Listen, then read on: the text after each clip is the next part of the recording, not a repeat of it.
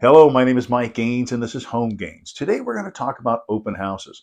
Open houses have been around for over 100 years. They started in about 1910, and it was the first way that a seller could market their home to the public to let them know that it was for sale. Back then, you may have 12 different listing agents who put their signs up in front of that house, and when a buyer would show up, they would choose which one of those agents they were going to work with to write an offer to the buyer.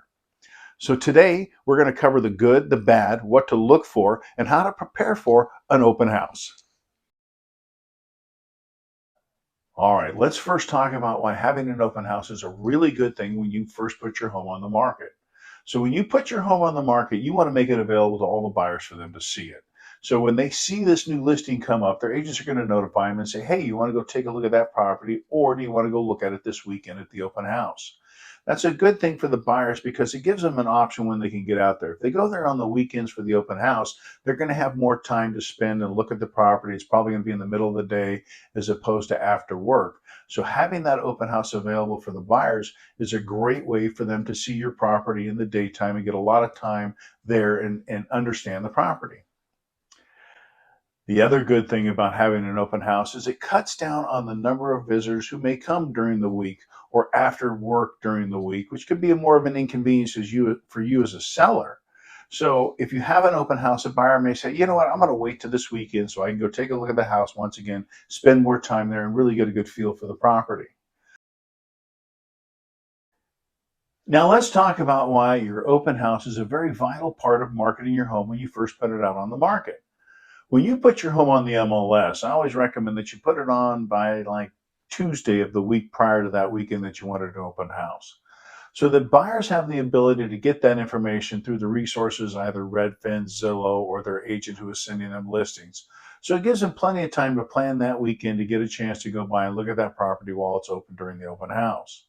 So it's important that the timing is right when you put it on the market. I have a video that I'll add a link to the bottom in the descriptions that you can check out some of my tips about that. It's also a good idea to have an open house maybe Thursday or Friday before the weekend. So that way you can have a twilight open house and get the neighbors in there. Invite all the neighbors over, have them come by. They can take a look at the property. If they know someone who possibly is interested in moving into the neighborhood, maybe a family member or a friend from work, they're going to be able to notify them in time and get them in there for the open house. It's also a good way to get the neighbors through the property so when you have the open house on Saturday or Sunday, that they don't come in and spend a lot of your time telling you stories about the neighborhood or about the house. You want to know all that information, but you really want to focus on the weekend with those potential buyers that are coming through so you can get that property sold. So having that twilight early open house on a Thursday or Friday, getting the neighbors through is a great way to gather information and also let them know so they can let their friends and family know about that property coming on the market. I recommend that you have an open house Saturday and Sunday. So you give all the potential buyers the opportunity to come look at the home, spend as much time as they like, ask questions, look around, and get a really good feel for the home prior to writing an offer. Hopefully, they're going to put an offer together in the next day or two after they view the home, and you'll sell it in the next week. If it doesn't go into contract, plan to have another open house the following weekend to catch any other buyers and give those first buyers an opportunity to come back and look at the property again. All right, let's talk about the fact that you've had open houses for 2 weekends in a row and you haven't received an offer. And activity is starting to slow down, and buyers aren't showing interest like you thought they would.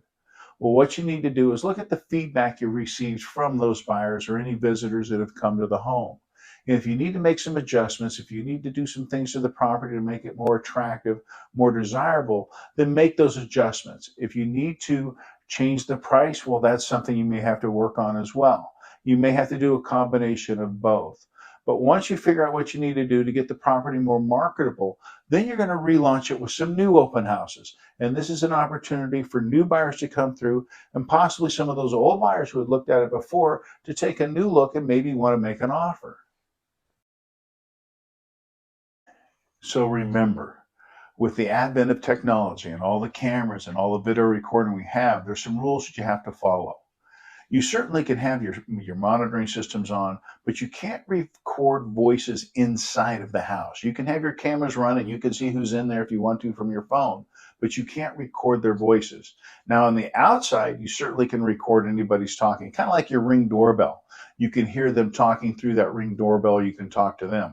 It's actually a great way for sellers sometimes to pick up on some insight from the buyers that they don't realize that they can overhear. So be careful if you're a buyer, because that Ring doorbell is on all the time and they can hear what you're saying. Now remember, you're going to have to clean that house like your mother-in-law's coming to visit. And also put away valuables, medication, keys, electronics, cell phones, anything that you may have laying around that you're worried about that somebody accidentally picks it up.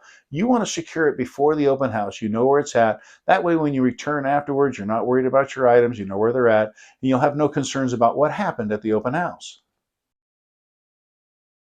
Make sure that you have things there for your agent. You want to make sure that they have paper towels, toilet paper, towels in case there's a spill, a first aid kit. You'd be surprised. Somebody nicks a finger, they start bleeding. You want to be able to give them a Band-Aid. And show them where the fire extinguisher is. Make sure they feel safe. If there's a problem, they know how to deal with that.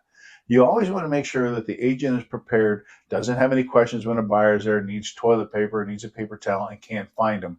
And you certainly don't want them searching all through your house looking for those things.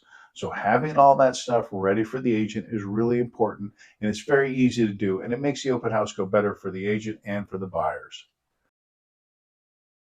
So make sure that you put floor mats out at every entryway that a buyer is going to come through that property. If they're going to go into the backyard, put out some floor mats so they can wipe their feet, either inside or outside, or both. As they go in and out of the property, they're going to track dirt, going to track mud, and it's going to make the house look a little dirty, and you don't want to have your agent down on his hands and knees washing the floors. So putting those floor mats out before the buyers get there is a huge help to the agent and makes the property look better. Now for background ambiance, what do you want? Do you want music playing? Do you want the TV on? Google has a great feature where you can get some great artwork that'll play on the TV and it looks beautiful. So that's an option. If you want to have something live on TV, probably the old standard, the old fallback is having golf on. You're going to have the open house on Saturdays and Sundays most likely. And you can usually find somewhere some golf tournament being played on TV. That's always a great TV background if you just want something going on. Or in like on our area, if it's a Sunday and the 49ers are on, you got to have the 49er game on that TV. So those are options for ambiance or background. If you want to have music playing, well, the old standard that I always liked was Frank Sinatra. I think everybody likes that music in the background, but jazz, classical, anything soft. You don't want to play country. You don't want to play rock and roll. You don't want to play rap, because that doesn't make the home seem more comfortable. That might be your personal favorite, but for the general public, the crowds that come through, something soft, easy listening is always a good background music to have playing during your open house. Another thing that we like to do are giveaways. Now you have a drawing for a prize, let's say a bottle of wine, a gift card to the local grocery store or hardware store. You market this prior to the open house. It draws buyers in. Buyers want to win that prize. You're going to be gathering their information, because if they're not there when you do the drawing, they're going to want to be notified to pick up their prize. So you get their phone numbers, you get their email addresses. So you're able to reach back out there to those prospective buyers and say, hey, you won or you didn't win, but what did you think of the property? Can you give me a little feedback so that I can tell the sellers about it and help us sell this property? So it's a great way to draw buyers into the property and a great way to gather feedback. And once again, as an agent, it looks good because you're trying to give things away, trying harder to sell the property, and hopefully it helps you get your next listing. Well, I hope you found those tips about an open house useful. Once again, my name is Mike Gaines. This is Home Gains. Please subscribe or share or like our videos. So if you have any questions about today's video or have any questions about real estate in general, send us an email and I'd be happy to talk. Once again, Mike Gaines with Home Gains. Have a great day.